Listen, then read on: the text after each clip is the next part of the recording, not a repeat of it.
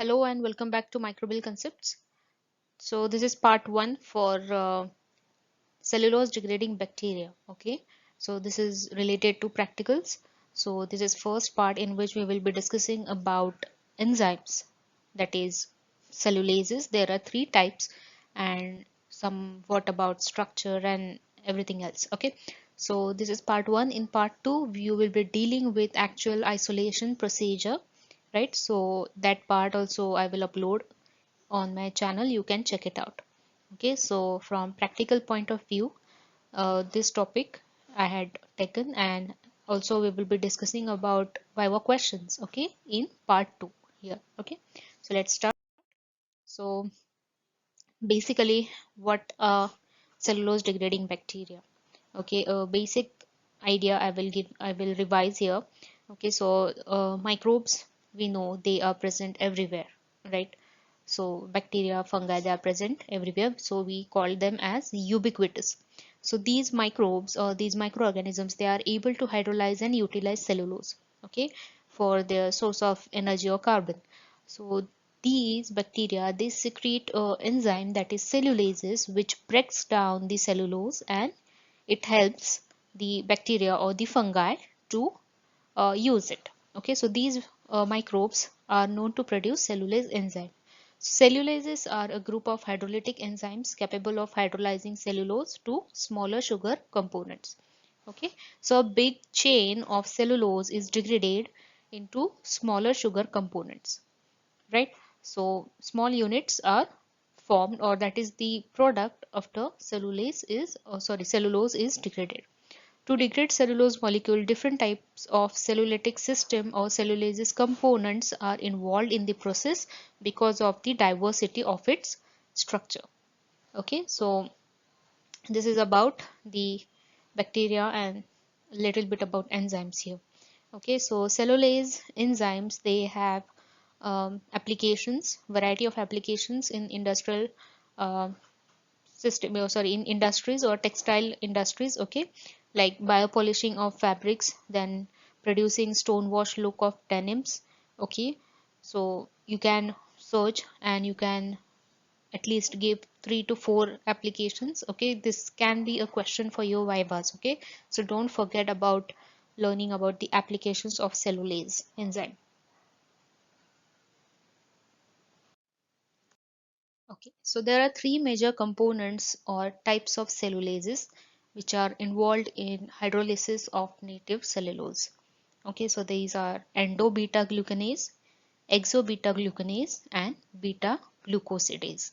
Okay, so these are three types of enzymes which are majorly involved in the degradation or the hydrolysis of cellulose. So the first one is endo-beta 1,4 glucanases, or simply endoglucanases.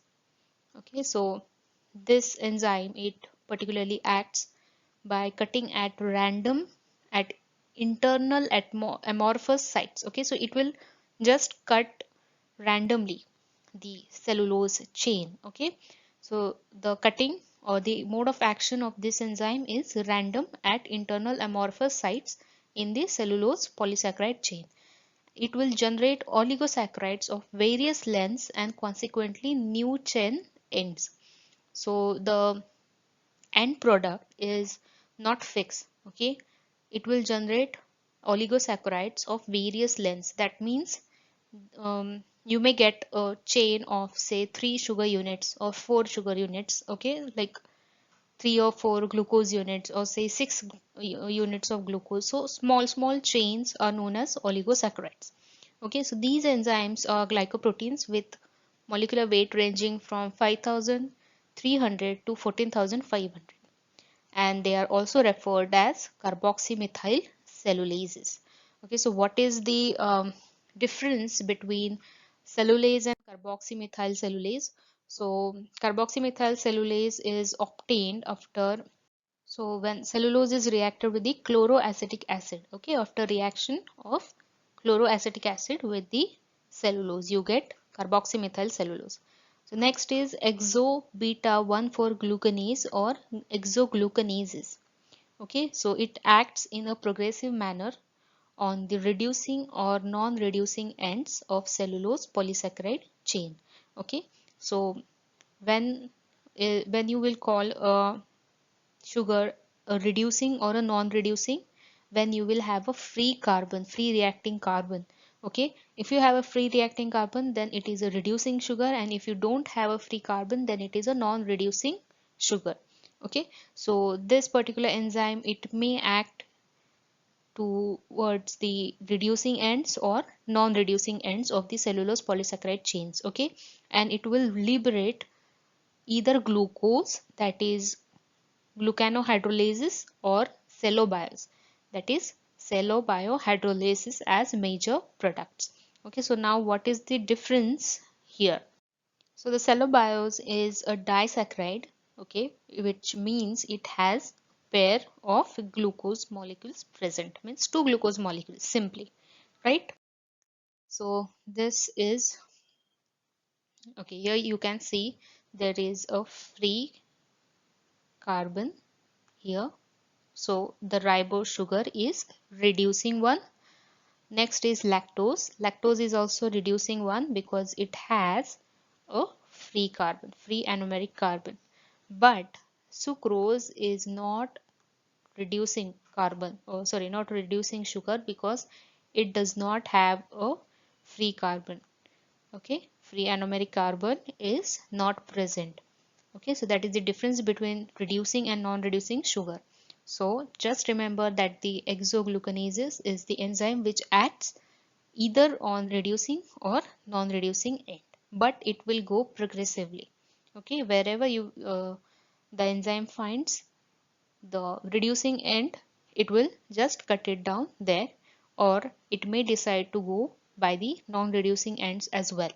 Okay, so the third is beta glucosidase.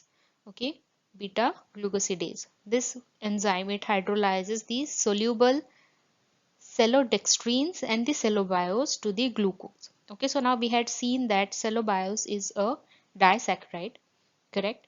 So cellodextrins is having more than 2 sugar units. Okay, so when there are two glucose units are present, we call it as cellobiose. So when more than 2 glucose units are present, we call it as cellodextrin. Okay, so beta glucosidase will hydrolyze cellodextrins or cellobiose to get glucose as the end product. Okay, so they are also known as cellobiases. Okay, simply or alternative name for this enzyme can be a cellobiasis. Right, so this was about enzymes. Now you may get a question for examples of cellulose degrading microbes. Okay, so I had taken this from one of the reference papers. Okay, so these are some examples with the genus and species levels, okay, which have been identified till the species levels, and these are the references. Okay, right, so you can go by these examples. You can simply write all these 4 examples because they are already identified, right, as cellulose degrading microbes. Okay, so Clostridium, Acetobacter, Trichoderma, uh, Neocalimastic frontalis. Okay, so these are some examples. Okay, so we had done with the base. Okay, so here you can see there is a cellulose chain, right? A long polysaccharide of beta 1,4 linked glucose units, correct? So first there will be action of endo beta 1,4 glucanases. We had seen that. Okay, it will randomly cut and give us a small sugar unit or glucose unit chains. Okay, end chains. So on that, cellobiohydrolase will act. Okay, which will give cellobiose. Okay, on which beta glucosidase will act and give us glucose. Okay, so this is the endo enzyme. Endo part of the enzyme will be acting here, and cellobiohydrolase is nothing but the exo, correct, exo beta 1,4 glucanases, right? So this is how cellulose degradation takes place. Basics here. Thank you for watching. Do like, share and subscribe to my channel. Okay, and don't forget to follow me on Instagram and Facebook by the same handle, that is Microbial Concepts. Okay, and don't forget to watch part 2. Okay, so there we will be discussing about isolation techniques. Till then, bye bye and enjoy learning.